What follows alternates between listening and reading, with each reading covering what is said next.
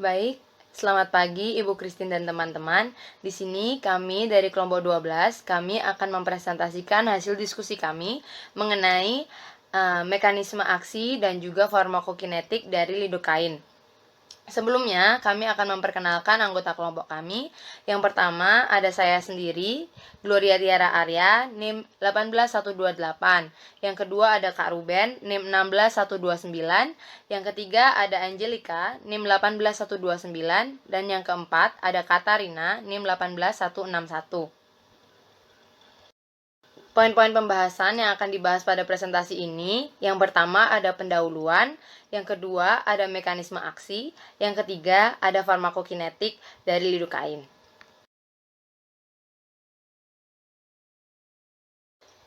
Lidokain termasuk ke dalam obat anestesi. Anestesi itu apa sih? Anestesi didefinisikan sebagai kehilangan sensasi dengan atau tanpa kehilangan kesadaran. Nah, berarti obat anestesi merupakan obat yang digunakan untuk menghilangkan sensasi dengan atau tanpa kehilangan kesadaran. Obat anestesi sendiri dibagi menjadi dua jenis, yaitu anestesi umum dan anestesi lokal. Anestesi umum berarti dia bekerja dengan mempengaruhi sistem saraf sensorik serta sistem saraf motorik sehingga dapat menyebabkan hilangnya kesadaran. Sedangkan anestesi lokal bekerja dengan mempengaruhi sistem saraf sensorik dan sebagian dari sistem saraf motorik sehingga masih memiliki kesadaran. Yang menjadi pokok bahasan dalam presentasi kali ini adalah obat anestesi lokal. Nah, obat anestesi lokal dibagi ke dalam dua golongan, yaitu golongan ester dan golongan amida. Pembagian tersebut didasarkan kepada rantai antara dari senyawa tersebut. Jika senyawa tersebut memiliki rantai antara ester, berarti dia termasuk ke dalam golongan ester. Dan jika senyawa tersebut memiliki rantai antara amida, maka senyawa tersebut masuk ke dalam golongan amida. Nah, lidokain sendiri dia termasuk ke dalam obat anestesi lokal golongan amida. Mari kita lihat struktur dari lidokain. Nah, secara garis besar, struktur dari obat anestesi dibagi menjadi 3 bagian, yaitu gugus aromatis yang ditandai dengan lingkaran warna merah, rantai antara yang ditandai dengan lingkaran warna kuning, dan gugus amin yang ditandai dengan lingkaran warna hijau. Nama IUPAC dari lidokain adalah 2-dietilamino N2,6-dimetilpenyl asetamid. Nah, lidokain termasuk obat anestesi lokal golongan amida karena memiliki gugus amin sebagai rantai antara. Sediaan lidokain banyak dalam bentuk injeksi karena dibutuhkan onset yang cepat untuk obat anestesi lokal. Nah, lidokain berinteraksi dengan VGSC atau Voltage Gate Sodium Channel atau kanal ion Na. Interaksi lidokain dengan kanal ion Na akan menghalangi atau memblok ion Na agar tidak dapat masuk ke dalam sel. Nah, untuk penjelasan tentang VGSC sendiri akan dijelaskan di slide berikut ini. Baik, saya akan menjelaskan tentang voltage gate sodium channel yang nantinya akan kita singkat menjadi VGSC. Apa sih VGSC itu? Nah, VGSC itu merupakan suatu protein transmembran besar yang menyalurkan aliran ion natrium menuruni gradien elektrokimia melalui membran sel. VGSC ini terletak pada ujung saraf presinaptik yang berfungsi mengontrol pertukaran natrium antara ruang ekstraseluler dengan ruang intraseluler. Ion natrium diperlukan oleh tubuh untuk membantu fungsi otot dan saraf. Sel saraf memerlukan sinyal listrik atau biasa disebut dengan impuls saraf untuk dapat berkomunikasi dengan sel yang lain. Nah, impuls saraf ini muncul karena adanya pergerakan natrium di sepanjang membran sel saraf. Kemudian saya akan menjelaskan tentang bagaimana masuknya Na. Dalam diagram ini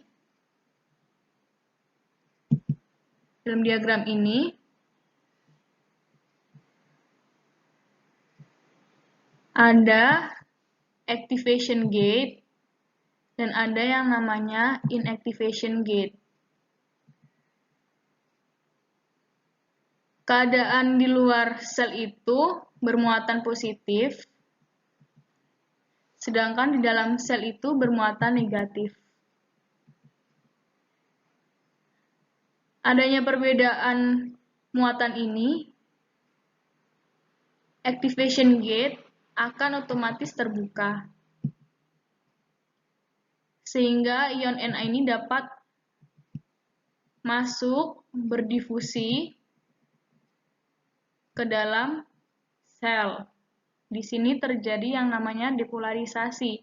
Kemudian muatan di luar sel menjadi negatif, sedangkan muatan di dalam sel menjadi positif. Ketika dirasa cukup positif, activation gate-nya ini akan otomatis menutup. Sehingga ion natrium yang sudah masuk dalam sel tidak akan bisa keluar, dan begitu juga dengan sebaliknya.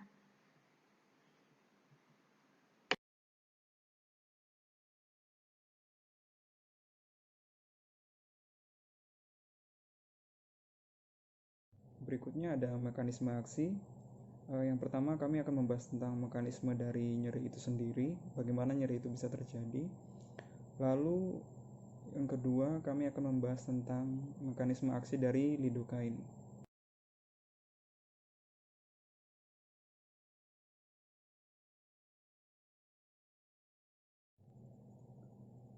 Selanjutnya mekanisme nyeri. Ketika terjadi trauma pada tubuh kita, contohnya jika kulit kita tertusuk benda tajam, akan terjadi stimulus pada saluran presinap, di mana stimulus tersebut akan memicu terbukanya kanal sodium. Akibat terbukanya kanal sodium menyebabkan sodium pada luar sel akan masuk ke dalam sel neuron presinap, sehingga menyebabkan terjadinya depolarisasi, di mana di dalam sel akan sangat bermuatan positif yang dapat menimbulkan potensial aksi. Ketika terjadi potensial aksi, sel neuron akan merespon dengan cara mengeluarkan mediator-mediator nyeri seperti prostaglandin, bradikinin, dan histamin yang kemudian akan berinteraksi dengan reseptornya pada postsinaps. Kemudian sinyal tersebut akan diterima pada spinal cord dan kemudian akan dilanjutkan menuju otak dan menimbulkan persepsi rasa nyeri.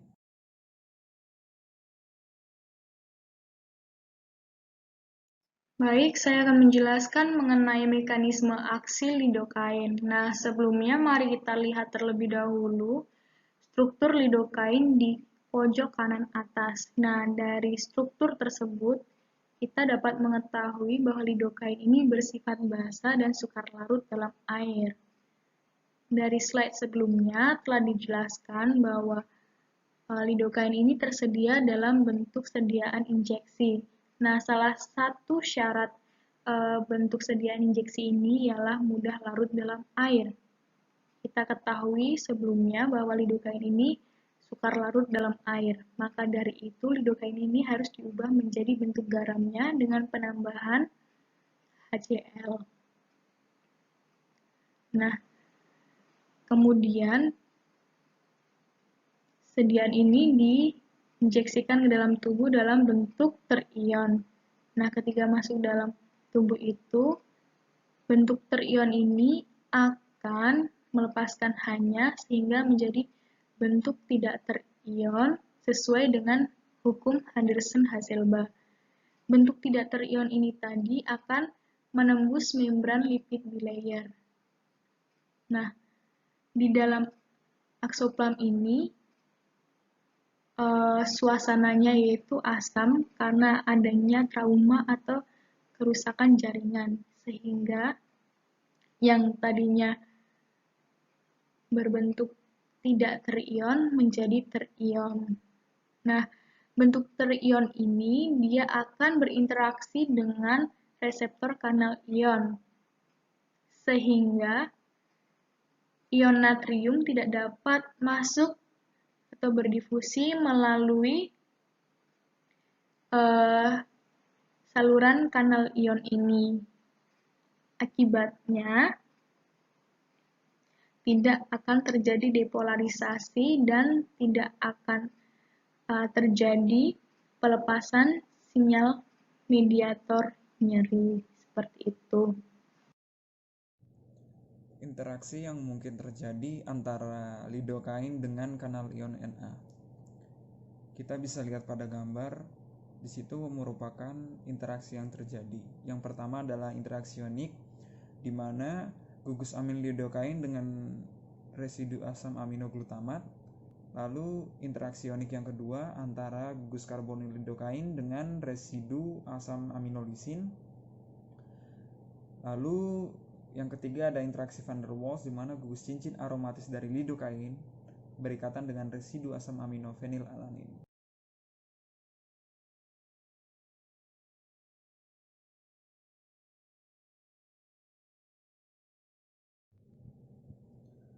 Baik, selanjutnya ada farmakokinetika. Di sini kami tidak membahas mengenai absorpsi karena sediaan kami merupakan sediaan injeksi. Jadi kami akan membahas mengenai proses distribusi, metabolisme, dan ekskresi. Distribusi. Ketika lidokain diinjeksikan, lidokain tersebut merupakan lidokain yang sudah terionisasi. Sehingga dalam distribusinya 60-80% lidokain tersebut akan berikatan dengan albumin. Obat yang sebagian besar berikatan dengan albumin pada umumnya bersifat lipofilik. Ketika lidokain tersebut dalam bentuk terionisasi, maka biasanya lidokain tersebut akan berikatan dengan alfa-1 asid glikoprotein.